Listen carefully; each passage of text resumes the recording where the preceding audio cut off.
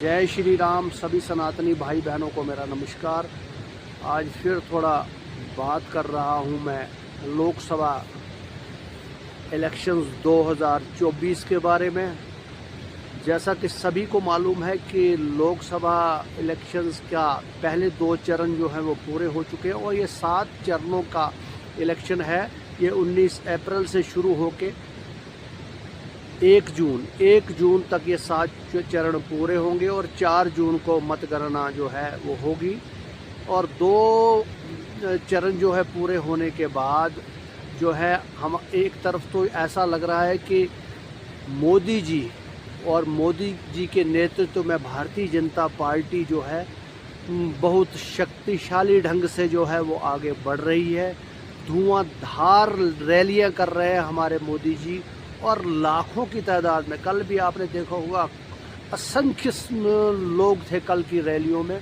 तो बहुत भारतीय जनता पार्टी के प्रति बहुत लोगों का विश्वास है, मोदी जी के प्रति विश्वास है और उसी विश्वास को आगे बढ़ाते हुए लोग जो है पूरा समर्थन दे रहे हैं। और ऐसा लग रहा है कि जब तक ये 7 फेज़ पूरे हो जाएंगे और जो 400 प्लस का जो नारा दिया है मोदी जी ने वो साकार होने वाला है, ऐसा ही लगता है। एक तरफ तो भारतीय जनता पार्टी जो है पूरी ज़ोरों से आगे बढ़ रही है और दूसरी तरफ कांग्रेस की हालत ऐसी है कि वहाँ उनके जो कैंडिडेट हैं एमपी कैंडिडेट्स वो इलेक्शन लड़ने से ही इनकार कर रहे हैं। कल ही आपने देखा सूरत के बाद इंदौर में भी एक कैंडिडेट एमपी कैंडिडेट थे, उन्होंने इनकार कर दिया भारतीय जनता पार्टी के विरुद्ध चुनाव लड़ने का और अपने पेपर्स वापस ले लिए और उसी वक्त उन्होंने उसी समय जो है भारतीय जनता पार्टी ज्वाइन कर ली। तो ये हालत है। और कांग्रेस के जो है अपने राहुल जी और राहुल गांधी और प्रियंका गांधी वो अभी भी असमंजस में है कि इलेक्शन लड़ा जाए, कहाँ से लड़े, क्या करे। ऐसी स्थिति बन गई है। कांग्रेस का हर जगह जो है विरोध हो रहा है और लगता है कि मोदी जी ने जो नारा दिया था कांग्रेस मुक्त भारत का, वो आहिस्ता आहिस्ता वो पूरा होगा एक दिन, ऐसा ही लग रहा है। और मैं जब देख रहा था कि ये 2 फेजेस जो हुए, इसमें जो पोलिंग देखी हमने वो एक तरफ तो मुस्लिम जो हमारी कम्युनिटी है देश की, वो भारतीय जनता पार्टी के विरुद्ध वोट दे रहे हैं, ऐसा ही हर जगह से समाचार आ रहे हैं। और कई वीडियो सोशल मीडिया पे हैं जो उनके लोगों द्वारा, उनके मौलवियों के द्वारा या बड़े बड़े स्कॉलर्स के द्वारा वो ये बोल रहे हैं कि भारतीय जनता पार्टी को वोट नहीं देना है, वो जो है कांग्रेस को आप वोट दीजिए या जहां कांग्रेस नहीं है उस कैंडिडेट को वोट दीजिए जो भारतीय जनता पार्टी को हरा सके। तो ऐसा जो है माहौल पूरे देश में बनाने की कोशिश की जा रही है और उसी पे जो है हम या फतवा जो एक किस्म का फतवा जारी करते हैं, जगह से कई वीडियो दिख रहे हैं और उसी फरमान पे मुझे लगता है कि हमारे मुस्लिम लोग जो हैं वो वोट भारतीय जनता पार्टी के विरुद्ध दे रहे हैं। ये हर जगह देखा गया है। तो एक तरफ से तो चलो ये लगता है कि वो जी अपनी एक कौम जो है एकजुट है, अपने उस पे जो कारबंद है, जो उनको ऑर्डर्स या जो फरमान मिलता है उनको उनके बड़े लोगों द्वारा, मौलवियों द्वारा, तो उस पर वो कारबंद रहते हैं। एक तरफ से तो वो एक कौम के एकजुट होने की बात लगती है, लेकिन दूसरी तरफ से देखा जाए तो वो मैं तो हैरान हूँ कि मोदी जी द्वारा चलाई गई जितनी स्कीमें हैं और बड़े बड़े फ़ायदे जो मैं आपको गिना के दिखाऊंगा कि मकान जो हैं पूरे देश में, दुनिया भर कितने लाखों मकान जो हैं मोदी जी की स्कीम्स के जो उनकी स्कीम है, हर गरीब को घर देने वाली, तो उसमें कितना फ़ायदा लिया है मुस्लिम लोगों ने। लाखों घर बने हैं मोदी जी की उस स्कीम से। पहले जो घर बनते थे वो गिने चुने लोग और कोई सिफारशी लोग, कोई उसमें भी कोई रिश्वतखोरी हो जाती थी, कोई किसी को किसी सरपंच के द्वारा उसको पैसा दिया जाए, इसको पैसा दिया, फिर वो घर सैंक्शन होते थे। यहाँ तो एक लाइन लगी हुई, हर गांव में मकान दिए गए हैं।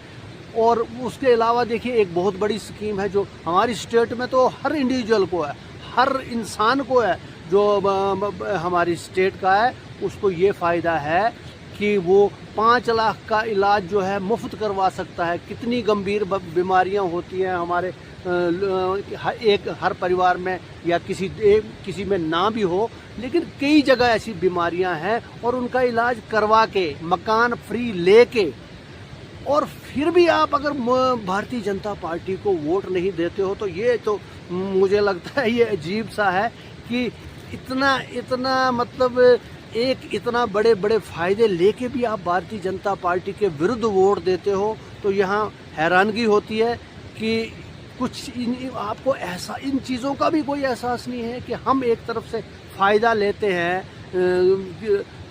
डायरेक्ट फ़ायदा लेते हैं, एक इंडिविजुअल फ़ायदा लेता है और फिर बाद में वो अपने मज़हब की उन भाषणों पे या फतवे पे मतलब उसको मान के वोट नरेंद्र मोदी जी के विरुद्ध देता है। तो अजीब सा लगता है ये। और दूसरी तरफ हमारे लोग देखिए, ये तो चलो एक है कि मुस्लिम लोग जो है पूरा एक तरफा वोट कर देते हैं, और हमारे सनातनी लोग, हमारे हिंदू लोग वो तो वोट देने ही नहीं जाते। वो तकलीफ ऐसे लोग भी हैं जो वोट देने ही नहीं गए हैं। ऐसा पूरे देश में ऐसा हो रहा है। किसी को गर्मी लगती है, कोई कहीं अपने आराम में गांव से निकल के अपने गांव छोड़ के शहर में बैठा हुआ है और वो वोट देने अपने घर नहीं आता है।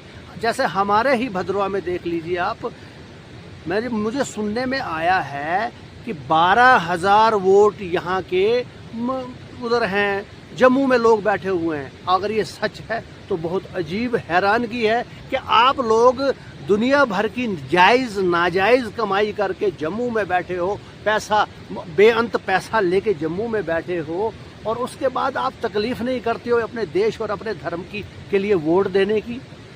तो कोई अजीब है क्या आप लोगों का करैक्टर है, क्या आपने क्या ज़िंदगी जी है। आप अगर साल में 5 साल में एक बार आप वो देश और धर्म के लिए वोट देने ना आओ तो और उस पर हमारे लोगों की भी कमज़ोरी, हमारे जो बीजेपी के नेता हैं यहाँ से लेके डोडा तक या जम्मू तक, उनको क्या ज़रूरत, वो इन्हीं बार, अगर ये सच्चाई है कि 12,000 वोटर हैं तो इन्हीं 12,000 वोटर्स को वो अपने जगह पे, चाहे वो भद्रवा के थे, डोडा के थे, किश्तवाड़ के थे, कहीं के भी थे, तो उनको ला के उनसे वोट दिलवा सकते थे। और कहीं जाने की उनको वो झूठ मूठ के वो पटके वो डालने और वो उनको भारतीय जनता पार्टी ज्वाइन करवानी, ऐसे लोग पिछले कई समय से मैं देख रहा हूँ, उनको पटके डाल के उनको भारतीय जनता पार्टी ज्वाइन करवा के माइनॉरिटी मोर्चा, पता नहीं क्या मोर्चा, और बाद में वोट तो वो देते नहीं है, वोट उन्होंने दिया भी नहीं है।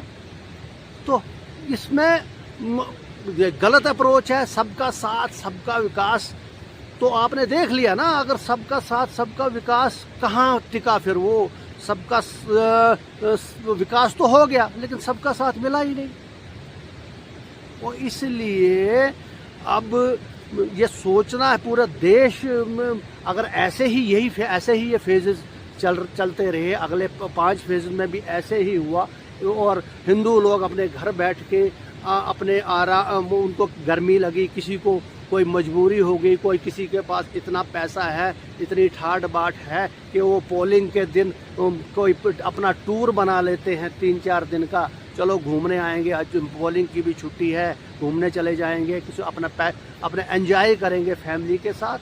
तो ये लोग जो हैं, मुझे लगता है कि ये लोग देश के विरोधी ही आपको इनको गिन सकते हो आप, जो अपने धर्म के लिए, अपने देश के लिए और ऐसे इंसान के लिए, ऐसे महामानव के लिए वोट नहीं दे सकते हो आप एक बार आपको तकलीफ़ करनी है, एक दिन नहीं आप निकाल सकते हो, तो आपसे क्या उम्मीद की जा सकती है। आप लोग आपका, मुझे लगता है कि आपको देश विरोधी ही कहना, अपने धर्म विरोधी ही कहना बेहतर है। और इसके मुकाबले गरीब लोग जो है वो अपनी दिहाड़ी तोड़ के भी वोट देते हैं। अगर वो 500 रुपया दिहाड़ी कमाता है, उसने अगर फ़ायदा लिया है, कितने मतलब गांव में हमारे सनातनी भाई है जो उन्होंने फ़ायदा लिया है, मकान मिला है, बीपीएल में है, वो किसान सम्मान निधि मिल रही है, और या कोई इलाज करवाया है उन्होंने, और कितने फ़ायदे लेकिन उनको एहसास है, एक गरीब को इस चीज़ का एहसास है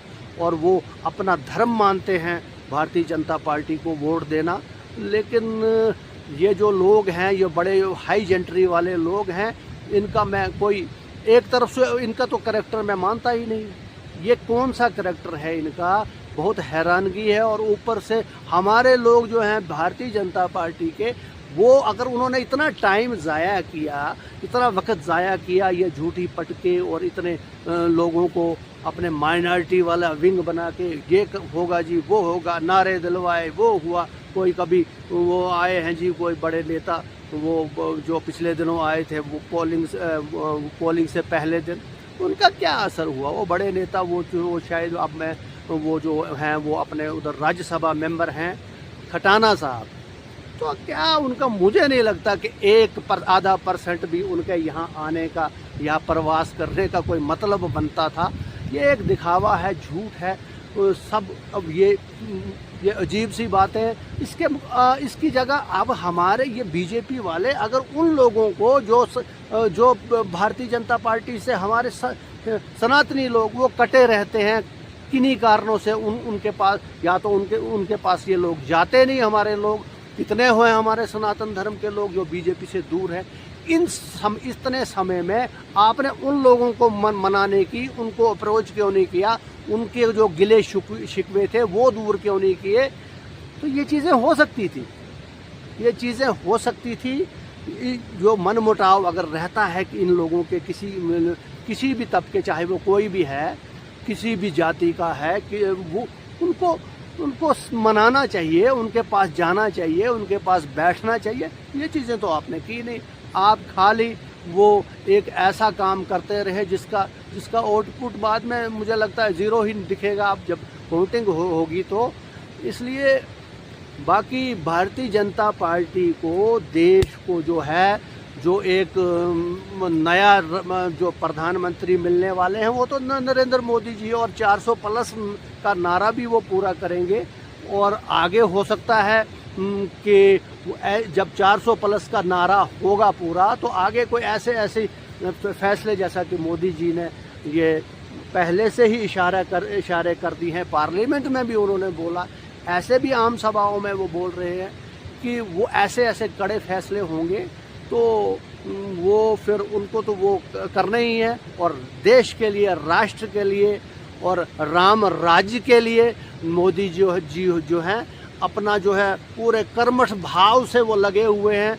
2 फेजेस में नवरात्राओं के दिन भी गुजर गए, उसमें भी वो निराहार वो करते रहे अपनी कैंपेनिंग। और आज भी लगातार 3-3, 4-4 रैलियां, रोड शो हो रहे हैं। और ये 1 जून तक उनका लगातार चलता रहेगा।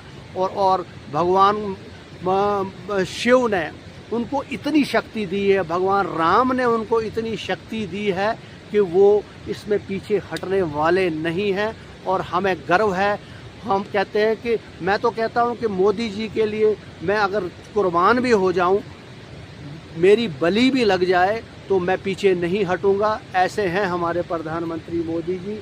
अब लोगों का करैक्टर हम क्या कह सकते हैं? लोग फिर जो महामानव और आम इंसान में तो यही फ़र्क होता है ना। तो इसलिए मोदी जी जो हैं वो पूरा करेंगे अपना जो है, अपना जो उन्होंने रखा है एक टारगेट, उसको पूरा करना है। बहुत जो राष्ट्र भक्त लोग हैं, देशभक्त लोग हैं, वो उनके साथ हैं, हमेशा रहेंगे।